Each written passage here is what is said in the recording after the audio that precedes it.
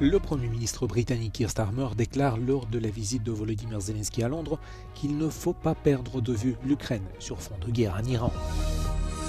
L'Ukraine autorise l'inspection de l'oléoduc Druzhba à 2 jours seulement du sommet des 27 visant à lever le veto de la Hongrie sur une aide de 90 milliards d'euros.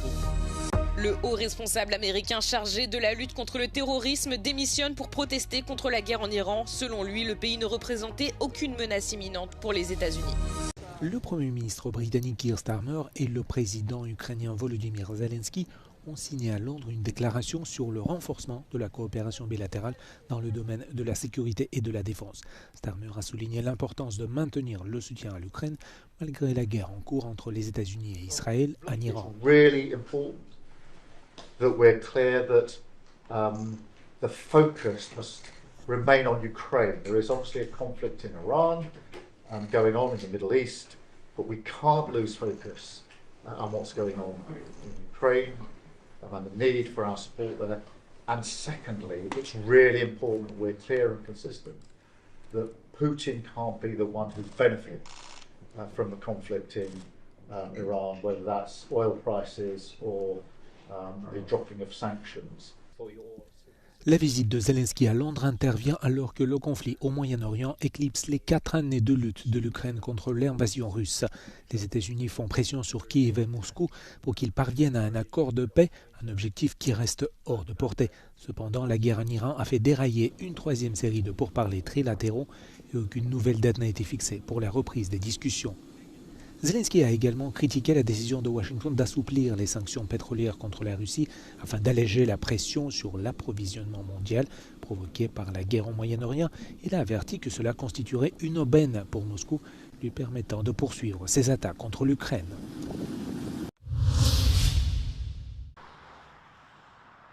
L'Ukraine va finalement accepter une mission externe d'inspection de l'oléoduc Druzhba, ont annoncé Ursula von der Leyen et Antonio Costa. Une décision qui survient à 2 jours seulement du sommet des dirigeants des 27 à Bruxelles pour tenter de lever le veto de la Hongrie sur un prêt de 90 milliards d'euros destiné à Kiev. The Ukrainian authorities are welcoming the technical support that we offered, that we put on the table, technical and financial support, and in this sense, an expert is available to go to Ukraine. Le Premier ministre hongrois Viktor Orban affirme que l'oléoduc est opérationnel et accuse Volodymyr Zelensky de le maintenir fermé à des fins politiques, notamment pour influencer l'orientation des prochaines élections hongroises du 12 avril. De son côté, le président ukrainien assure que c'est une attaque russe qui a rendu le pipeline hors service. Le dirigeant a déploré être soumis à des pressions de la part des alliés européens pour rouvrir le gazoduc. Here in Dubai, we had public warning alerts go off in the early hours of the morning. It's the first time we have heard them since Friday, and we're told it was a similar situation in Doha overnight. Now, what followed here was possibly the loudest boom that we have heard since the war with Iran began. Now, the air defence systems here are doing an incredible job, and the authorities have expressed their deep gratitude to the European countries who are aiding that defence, in particular France, Italy, Germany and the UK. Now, Iran are putting economic pressure across the region, across the Gulf, and of course this will have a ripple effect to the wider global economy. Now, Iran are also maintaining that stranglehold on the Strait of Hormuz. In addition, they've now started a social media scare campaign, sending out warnings, I guess trying to put some kind of psychological pressure on people as they ramp up their gameplay. Of course, this comes as the new Iranian supreme leader remains unseen since his election. Leaked audio this morning has revealed that he actually cheated death by just seconds when he stepped out into his garden as a missile hit his home, killing his father. Also today, Kuwait's Ministry of Interior have announced that they arrested Hezbollah-affiliated terrorist cell. Now, that's the third country in the region to arrest cells who have been linked to destabilisation, sabotage and espionage. Jane Witherspoon, Euronews in Dubai. Joe Kent, directeur du Centre national de lutte contre le terrorisme américain, a annoncé mardi sa démission, invoquant ses réserves quant à la légitimité des frappes militaires en Iran et affirmant qu'il ne pouvait en toute conscience soutenir cette guerre. Dans un communiqué publié sur les réseaux sociaux, le haut fonctionnaire écrit que l'Iran ne représentait aucune menace imminente pour les États-Unis. Il a ajouté que Washington avait déclenché cette guerre sous la pression d'Israël et de son puissant lobby américain. Sa démission reflète le malaise au sein de la base électorale du président américain Donald Trump concernant cette guerre et montre que les questions sur la justification du recours à la force en Iran s'étendent à au moins un haut responsable de l'administration républicaine de Trump. Interrogé sur cette démission lors d'une conférence de presse mardi, le président de la Chambre des représentants, Mike Johnson, a réfuté les affirmations de Kent, selon lesquelles l'Iran ne représentait pas une menace imminente. There was clearly an imminent threat that Iran was very close to the enrichment of nuclear capability, and they were building missiles at a pace that no one in the region could keep up with. Thank you very much. Thank you. Invitée dans l'émission Europe Today d'Euronews, la commissaire européenne chargée de la Méditerranée s'est expliquée de sa participation à la réunion inaugurale du Conseil de paix de Donald Trump qui s'est tenue à Washington 48 heures à peine avant le déclenchement de la guerre au Moyen-Orient. At that moment it was meant for the reconstruction of Gaza. For the Board of Peace was received by President von der Leyen, and I was representing her at that meeting. So it doesn't mean that we legitimized this board. We were just observing what was going on.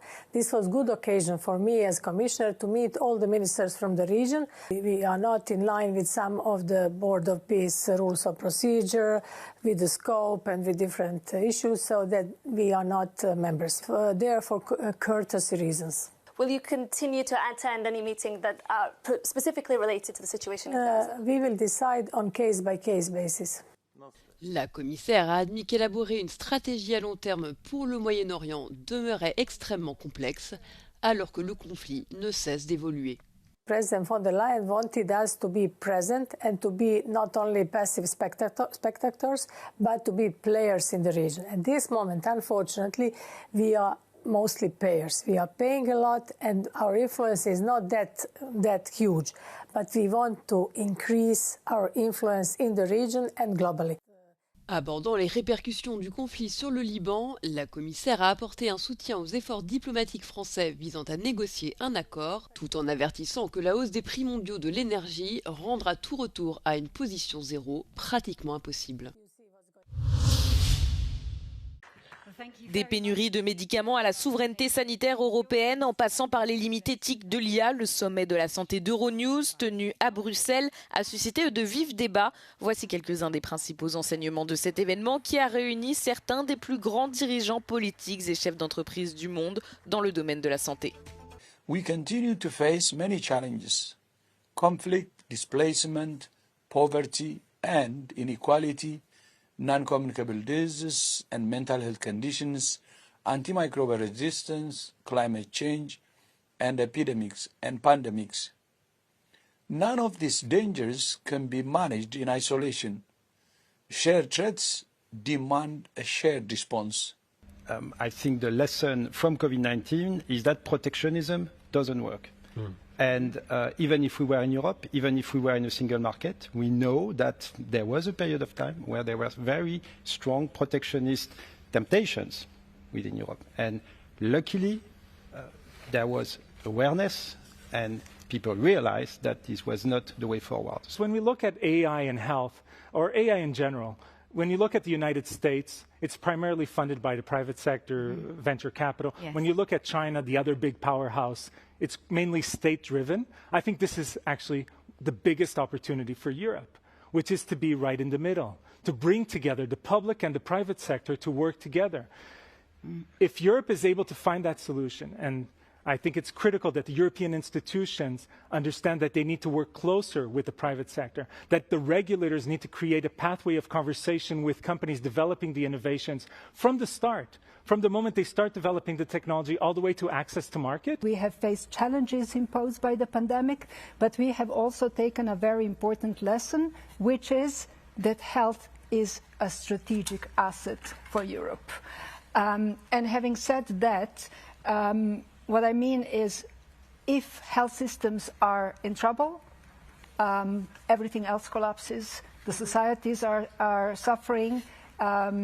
Everything else is suffering. So I would say that it doesn't really matter where are the different competencies levels. It matters what kind of health care delivery will be reaching the patients. Le 17 mars est le jour le plus important du calendrier irlandais, alors que des millions de personnes célèbrent la Saint-Patrick à travers le monde et dans sa patrie historique. Pour cette célébration séculaire du patrimoine et de la culture, les fêtards revêtent des vêtements verts pour danser au son de la musique traditionnelle et assister à l'un des défilés les plus célèbres du monde. Les festivités attirent des centaines de milliers de visiteurs à Dublin, où le festival de 4 jours de la ville s'achève par un défilé dans le centre-ville. Au-delà de l'Irlande, cette journée est marquée par des visites diplomatiques à l'étranger. À Washington DC, le vice-président américain J.D. Vance et son épouse Usha ont accueilli le Taoiseach d'Irlande, ou l'équivalent du Premier ministre, Micheál Martin, et son épouse Marie à l'observatoire naval après leur avoir offert un petit déjeuner traditionnel de la Saint-Patrick des communautés irlandaises aux États-Unis. Le Taoiseach doit également rencontrer le président Donald Trump à la Maison-Blanche avant d'assister à un déjeuner officiel avec des législateurs au Capitole. De l'autre côté de l'Atlantique, en Irlande, l'ambiance reste festive, alors que des chasses au trésor, des installations artistiques, des pièces de théâtre et des sessions traditionnelles de Céilí se poursuivent tout au long de la soirée pour marquer la fête nationale.